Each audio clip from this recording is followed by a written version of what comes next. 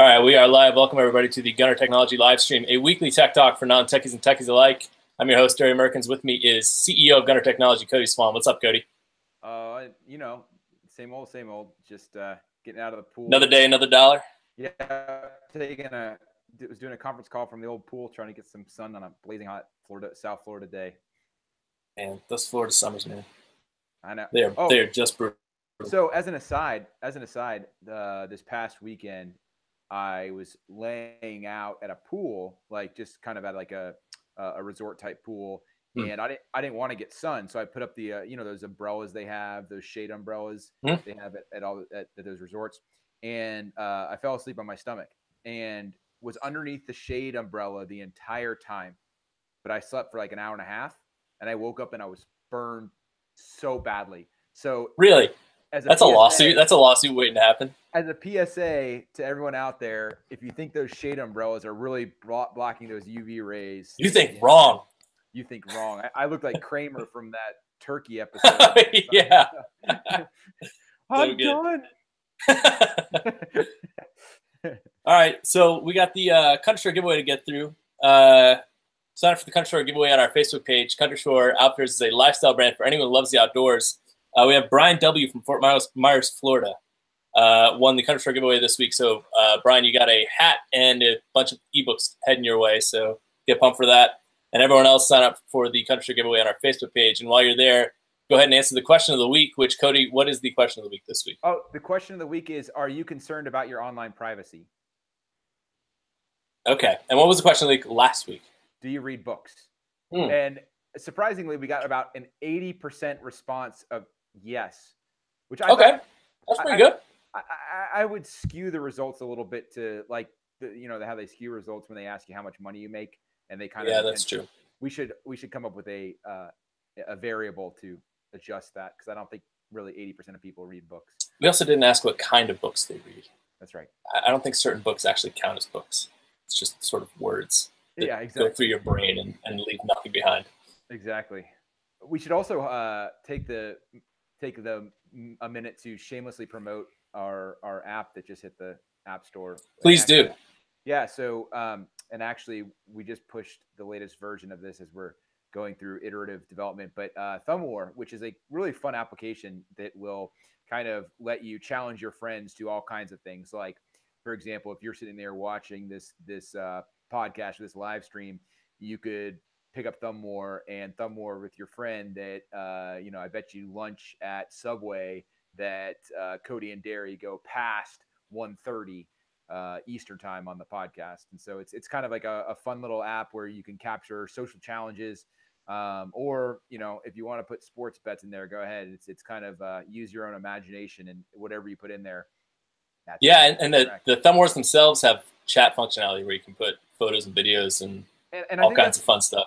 I think that's really the fun aspect of it is because it is. You can start trash talking. Yeah. And you can side with other people. You don't even have to be involved in the bet to start talking trash. Right. And you can obviously set a bet or a Thumb War as private, so it's just you and the opponent. But the fun is really when other people get involved and start trash talking one side or the other. It's a lot of fun.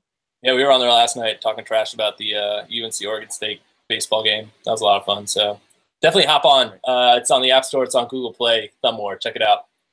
And I guess that sort of leads us into our question of the week this week, which actually kind of relates to last week's question of the week, which was what are some lessons you've learned? And one of the lessons in there is a couple lessons kind of relate to this week.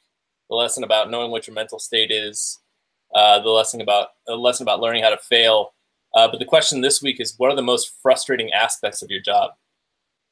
Oh gosh, well, we just got one of those dealing with browser discrepancies between browsers. You can just say browsers. Browsers is still stop there, full stop. Like it's just the worst.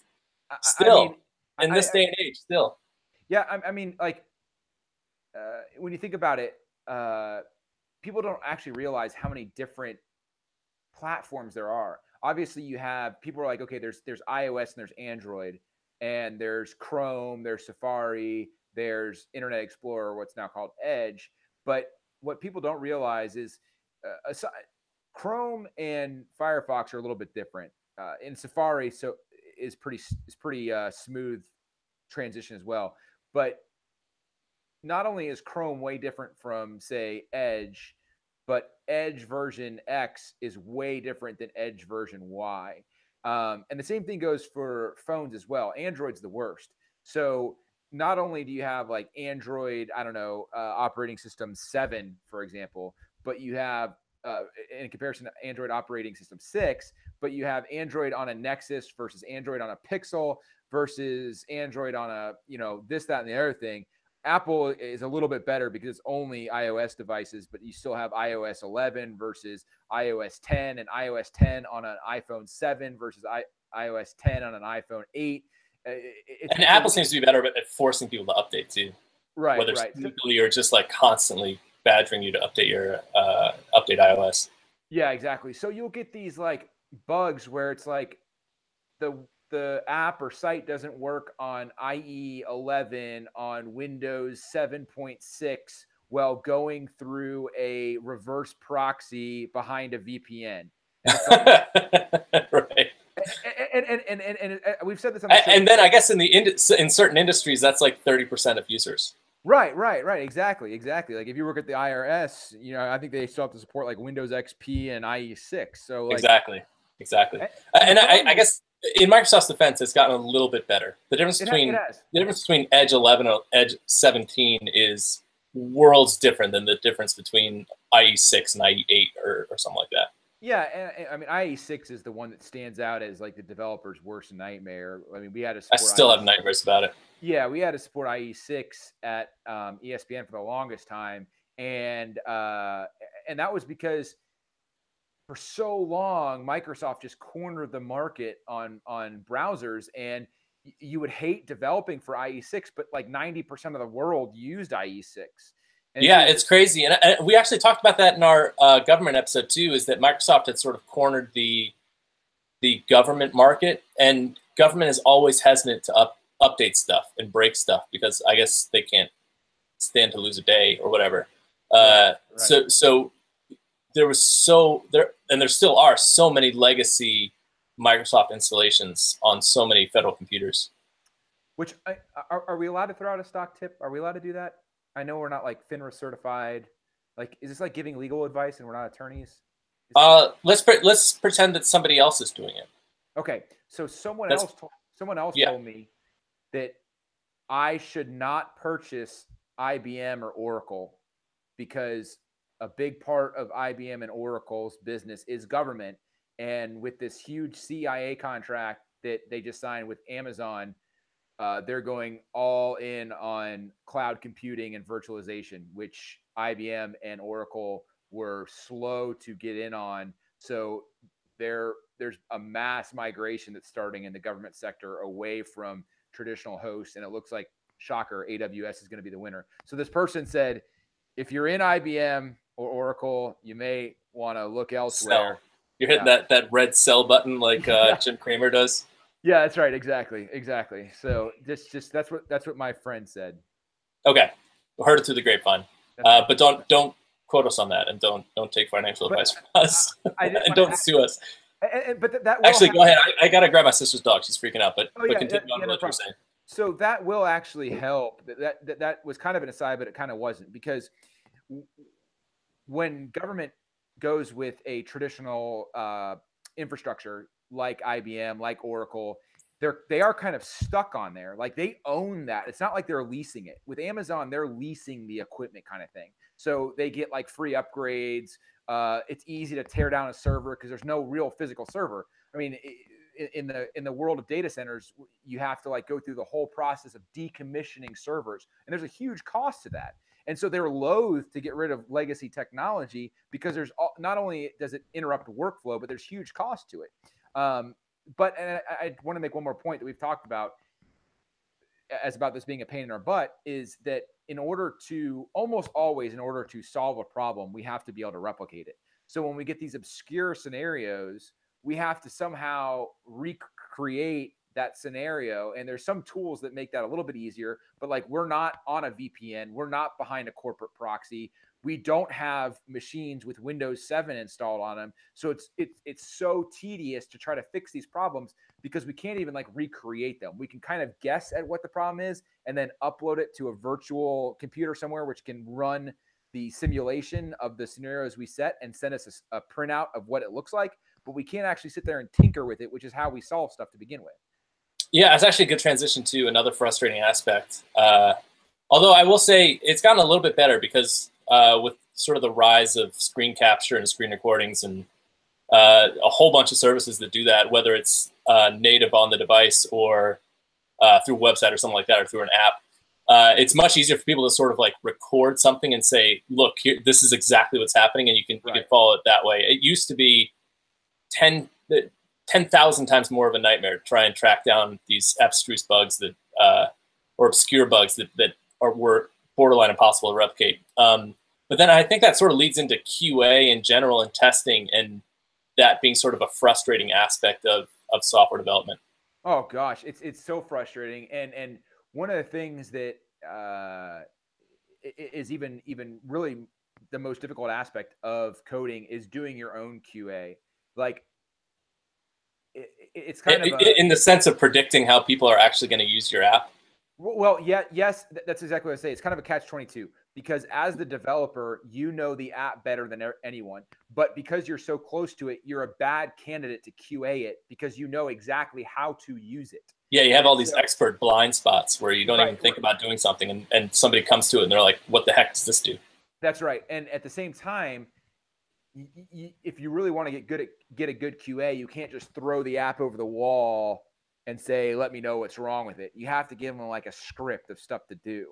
And so it's really frustrating and tough to get a good QA going because it's monotonous as a developer to write out what are called use cases or test cases. Because you want to just do it yourself and QA it and be like, it's great, but you know exactly how to use it. You don't know what the blind spots are. So you got to like suck it up and write those use cases and hopefully find someone else to QA it because it's nearly impossible to QA your own stuff. Yeah, testing in general is just a bear. QA in general is just a bear. I was going to say one aspect of QA that's always a major hassle is sort of QAers designing while they QA, and the feedback you get is, if it's not 50-50, it's sort of the majority is change this color, move this up, change this font, make it bigger. The kind of nitty-gritty bike shedding stuff, and you just get that constantly, and it's so frustrating to deal with that when you're like, that's fine, we can change all this stuff later, but we just need to get it working first. Right. The pixel pushing. Yeah, exactly. And that's really tough because in QA, like you really need to make a differentiation between like QA for bugs, QA for features, and QA for improvements. Like that's really what you got to separate it into because like you do want feedback, you absolutely do, and you do want to make the app as like tight as you possibly can, but it's almost impossible to do all three. It is impossible to do all three at once. So like you want to separate your QA into like, hey, and that's why I said use cases, like go here and post a photo. Can you do it? Can you do it? Like I understand it might not be the smoothest process in the world, but can you actually do it? We'll worry about tightening it up in a little bit, but I want to know if you can actually do it from your phone, and then another QA is, okay, here's what I want you to do. What in this process is tedious or takes a while kind of thing. And then finally, like what's missing from this product? What as you're using it, what were you like, oh man, I wish I could do this. Yeah. I think splitting it up like that definitely helps the process move along, and it makes it a little bit less frustrating. I think the trouble is when you don't have a process, when you don't have something locked down, we talked about that a number of times too, is sort of locking down some sort of methodology to use so that you can you at least have a plan going forward. Because if it's just sort of like, here it is, have at it, it just becomes a hot mess, in minutes. Oh, it's like a gold rush on like termites. It's like mix metaphors. Yeah, that's what I'm saying. It's like everyone wants. It's like you open the floodgates and everyone rushes in, but what they're finding is not valuable in terms of like to them or to anyone, because it's just a free for all. So it's like a gold rush on termites. But do you think another frustrating aspect of software development is the unknowability aspect of stuff that you're working on? Oh yeah. We talk about that as a challenge. We talk about we've talked about before, you need to sort of have grit and perseverance because you're going to be confronted with that. I guess at what point does that go from challenging to frustrating? Almost immediately. Because like, I mean, and I get it. Like, this is always a difficult subject to talk about, because when I start talking about it, people think I'm putting down other occupations, which I'm not. But what I'm trying to say is there are some development companies that all they do is work on financial software. So when you say to them, how long is it going to take to add this or fix this, they kind of know, because that's all they do. They're doing one thing. Same thing where you're like, okay, how long is it going to take to do my tile in my house? Well, that person has done hundreds of, maybe thousands of houses and changed their tile, and they have a good understanding of how long it's going to take. But then when someone's like, oh, I have this idea for a driver safety app. You think you can build that? Well, we could build just about anything, but like the details matter here. And then it's like, okay, well, I want to do this. How long is that going to take? And it's like, you just gave me one more nugget of information. Like, we're talking about doing, like, you have this somewhere idea, between 6 days and 60 years. You and basically the response is, you just had this idea, right? And you think it's a good business decision because you've never seen this idea before, right? Yeah, that's right. So that means that no one else had this idea. No one's done it before, right? Right. So that's the situation we're in. You came up with this idea that you think no one else has done, and you're asking how long it's going to take us to do something that no one else has done before. And it would kind of be like in the 60s, well, maybe in the 50s, if you ask like NASA, how long is it going to take to put someone on the moon? Right. I don't know, 5 to 10 years. I mean, there's a big like 10 years. Like, okay.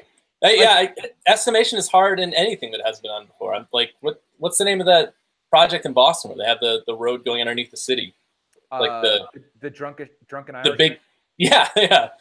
It's also known as like the Big Dig, maybe something like that. And it was supposed to take, I don't know, like 10 years, and it took like 40 years. I mean, like, yeah, exactly. And anytime you drive down the road and you're like, man, they've been doing construction forever on that road. They didn't plan on doing it for that long. I guarantee you the timeline was like 2 years, and now it's stretched into like 5 years. I guarantee you. Like, although to be fair, better to go that way than to say 2 years and have it done in 2 weeks. And true. Like, it just goes horribly wrong. True. I think the NASA example is really good, because like NASA was like, the question was, can we put someone on the moon? They're like, yeah, we can put someone on the moon.